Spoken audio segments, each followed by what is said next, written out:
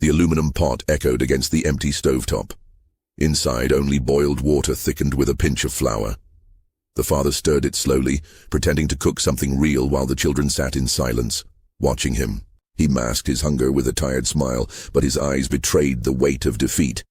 That's when she stormed into the kitchen, her face tight with anger, throwing an empty grocery bag to the floor. Again? Nothing. Not even an egg. Not a single grain of rice, she shouted, kicking the rotting cabinet door. He turned slowly, still holding the spoon, trying to stay calm. I went to 3 places today, baby. Unloaded trucks till my hands bled, but they only paid me with this stale bread. It's enough for them, I swear. She glanced at the kids sitting on the cold cement floor, their clothes worn thin, and spat her words with disgust. I'm sick of this, João. This misery. This house that leaks more inside than outside. This place is a pigsty, with children. The middle daughter flinched and burst into tears. The baby whimpered from the corner, starving. The oldest boy curled into himself like he wanted to disappear. João dropped to his knees in front of her, eyes filled with tears. Please, just a little more time. I'm trying. You know I'm trying. We'll make it out. Just don't leave us now.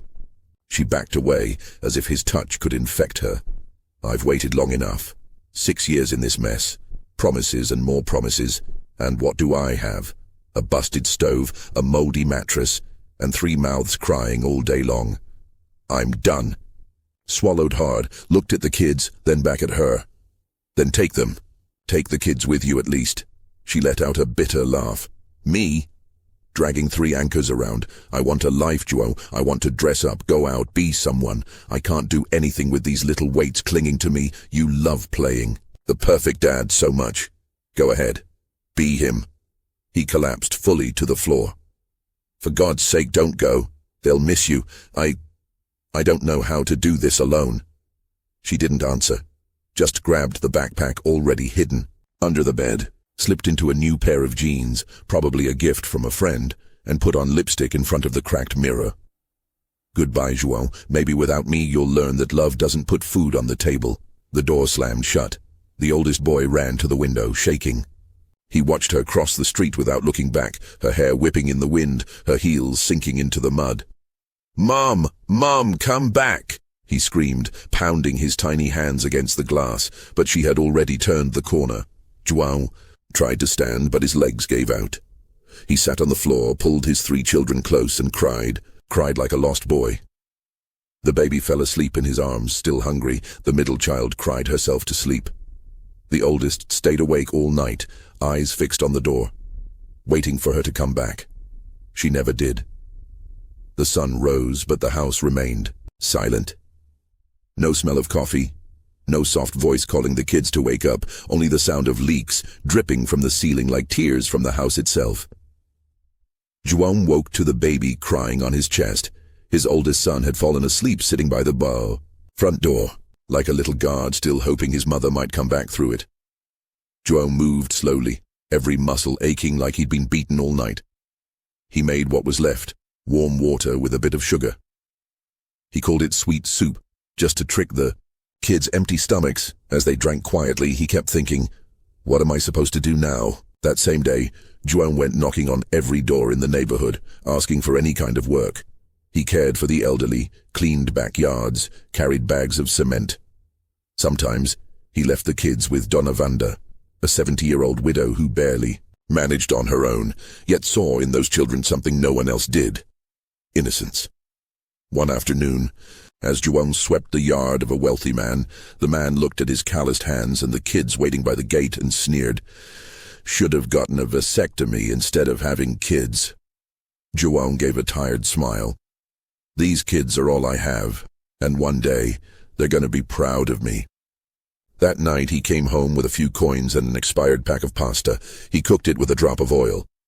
The kids ate happily, never knowing their father hadn't eaten lunch or dinner. But after they were asleep, João broke.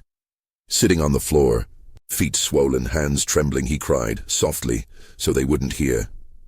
Tears of anger, helplessness, fear. He screamed inside himself. Why me, God?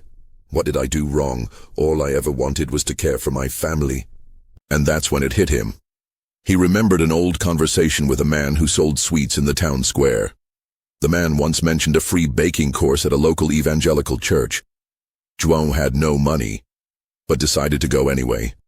Took 2 buses, kids clinging to him, one on his shoulders, one in his arms, one holding his hand. He arrived late, soaked from the rain, but he insisted, he begged. "Teach me how to bake bread. I'll find a way to sell it. I just need a way to start." The pastor looked at him, listened to his story, then said, "If God lit a fire in you, it's because he wants to forge you like gold. Come." João learned how to bake bread, crusty on the outside, filled with hope on the inside. He started selling it door to door. At first no one wanted it, so he gave the first one for free. He'd say, "Try it.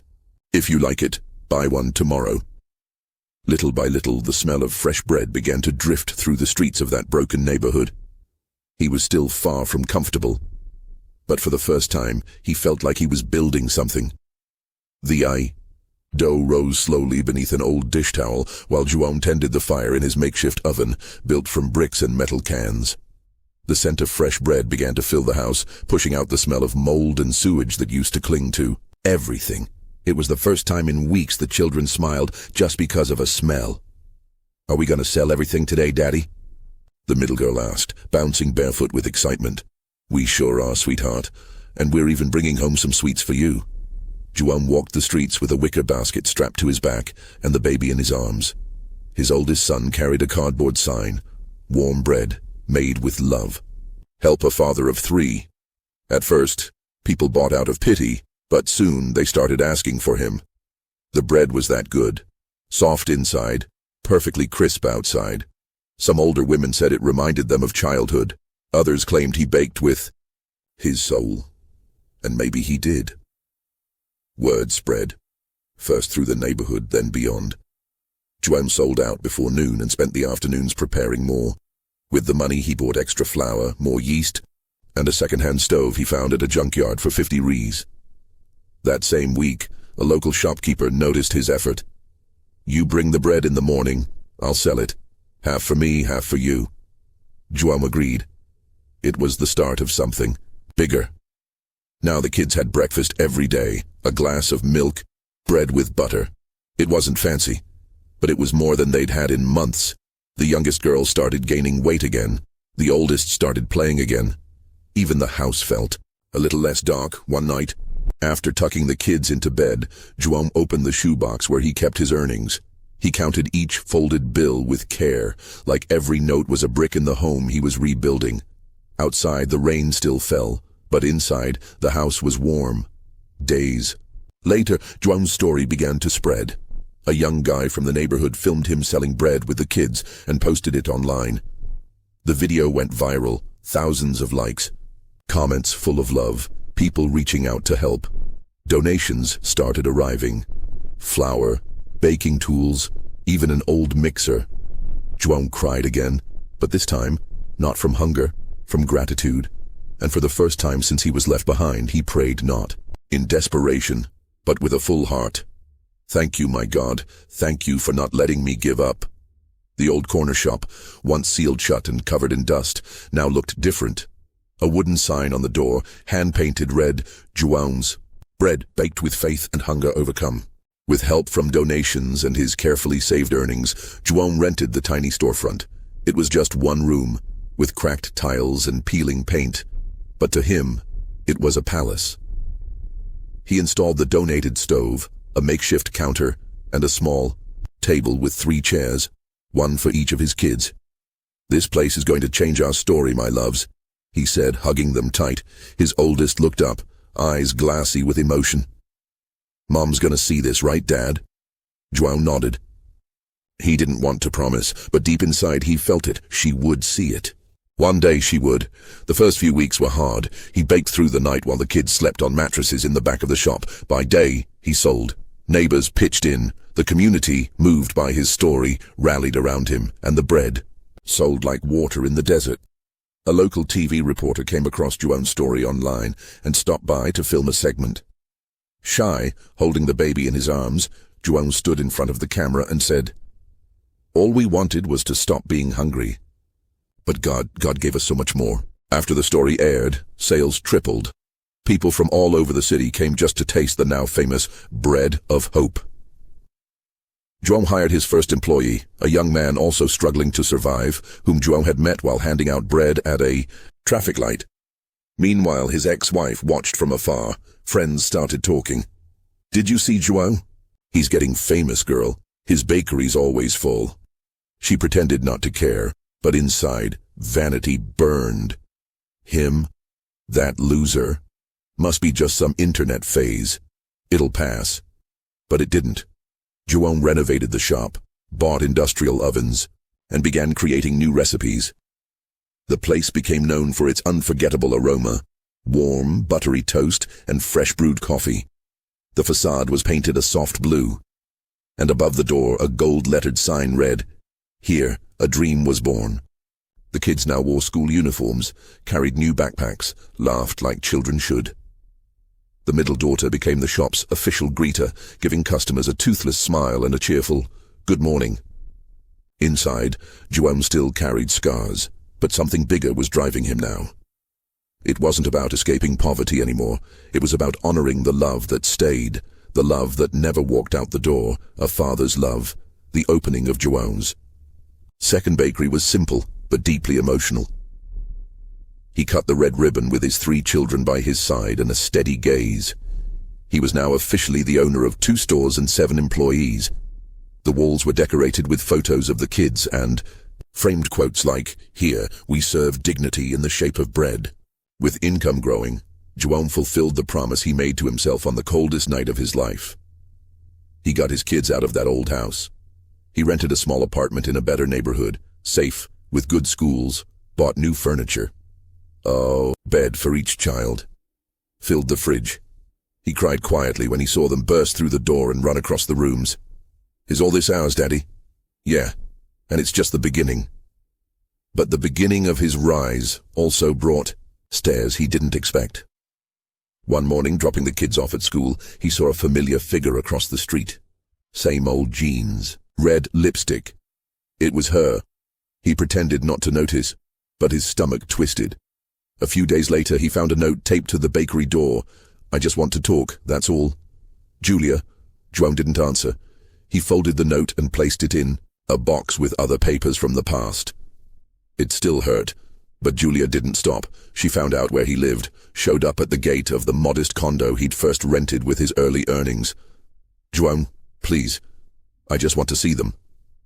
He held his youngest in his arms and looked at her, steady and unshaken. "You remember when you said they were anchors, and now you want to row again?" She tried to explain, eyes red and trembling. "I messed up. I was tired. You don't know what I went through after, and I don't care. Anyone who leaves 3 crying children behind doesn't get to tell their side of the story."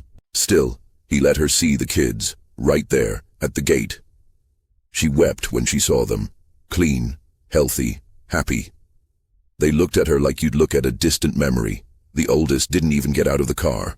He didn't say a word. After she left, João sat the kids down and said, "She's your mother. I'll never stop you from seeing her. But the one who stayed, who fed you, who went to sleep hungry for you, that was me." The middle girl wrapped her arms around his neck. "And I'll never leave you, Daddy." That night, João made a decision. It was time to stop renting. Time to prove to himself that he'd made good on the promise. He bought a house in a gated community, security guard at the entrance, swimming pool, playground, barbecue area, a new car in the driveway.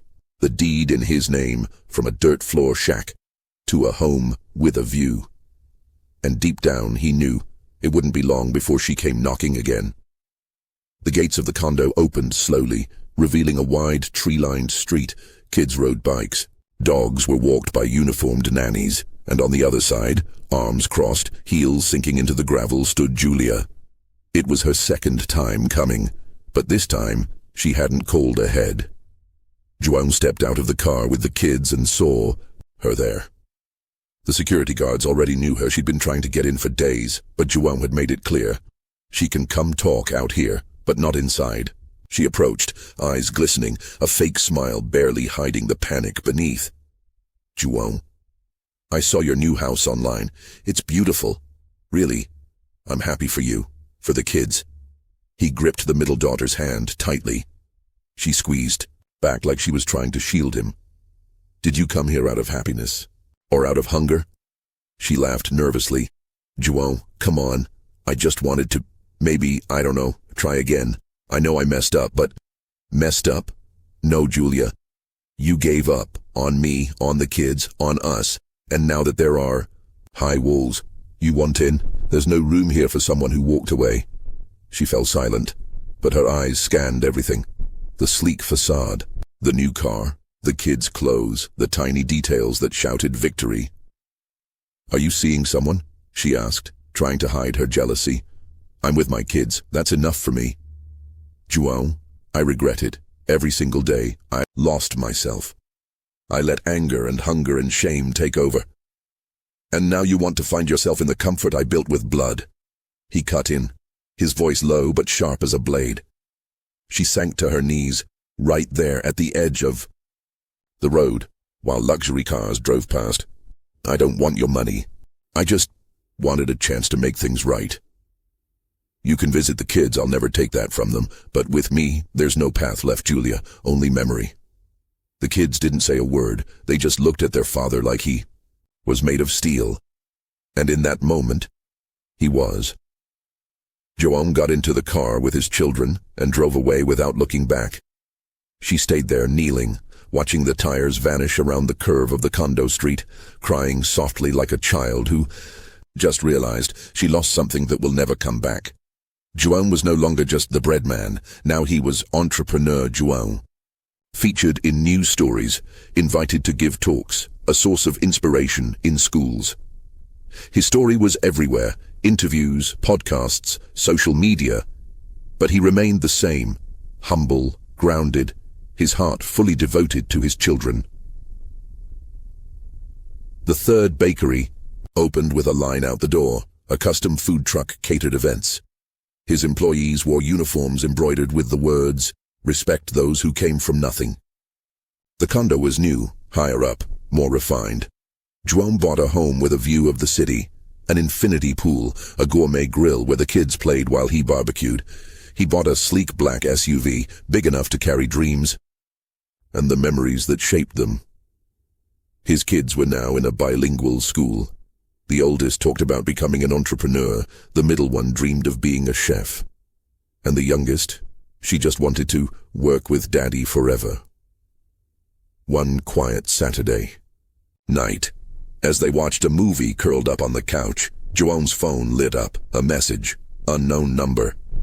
But the pain behind the words was all too familiar.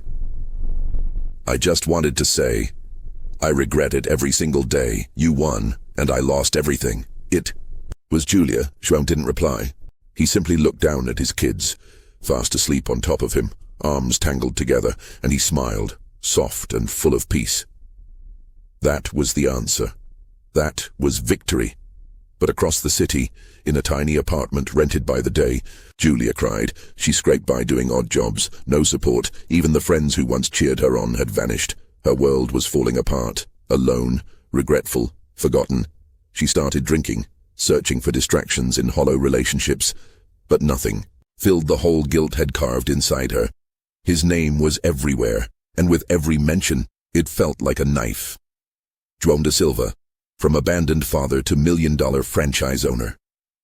She watched his interviews in secret, sobbing, whispered his quotes under her breath, like someone begging to rewind time.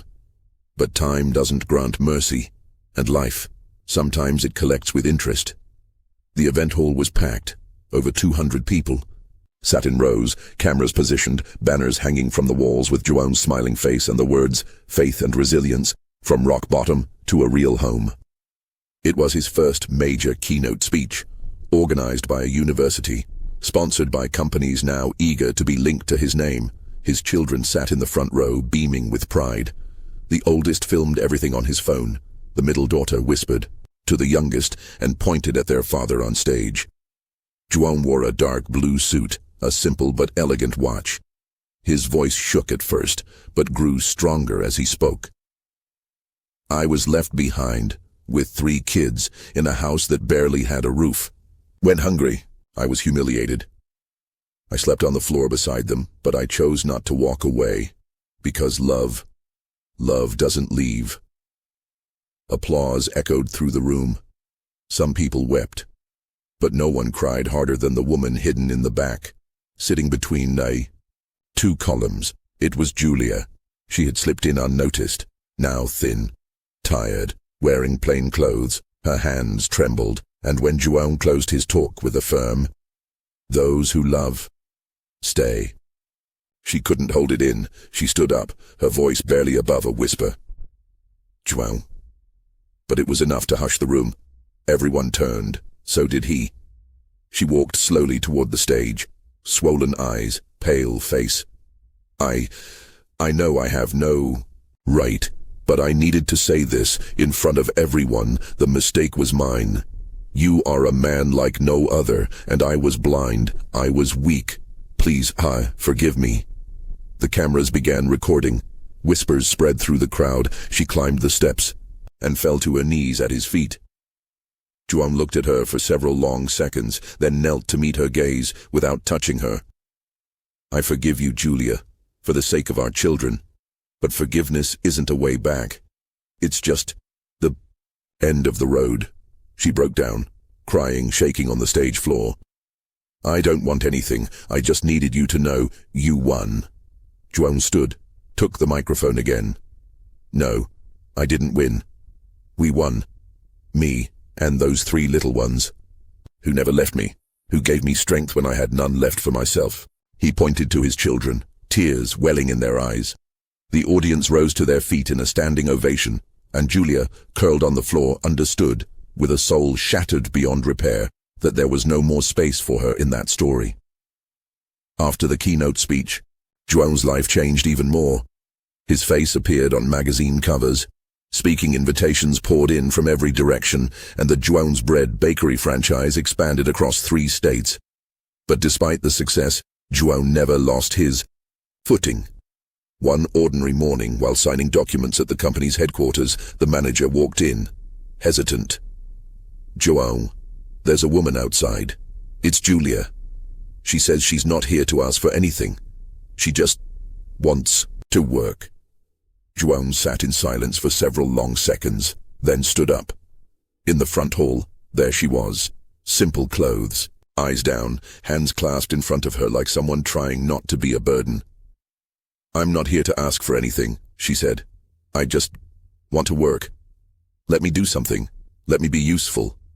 I need to learn what I threw away." He took a deep breath, met her eyes. "You want to work here? Then it's like anyone else. No shortcuts, no special treatment." She nodded, eyes filling with tears. "That's all I expect." João didn't place her at headquarters, no special role. She started as a counter-attendant at one of the smaller locations on the outskirts of town, uniform, name tag, schedule and all. No one there knew who she was. To her co-workers, she was just the new girl. She mopped floors, washed baking trays, took orders, and slowly she began hearing João's story from the mouths of others, unaware of who she really was. He raised his kids alone, did you know? Went hungry so they could eat. He's got a big heart, but don't cross him. He earned every bit of what he has. Every word felt like both a dagger and a balm.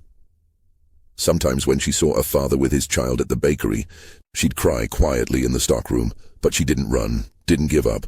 She'd wipe her face, return to the counter, and keep going. One day, João walked into the shop.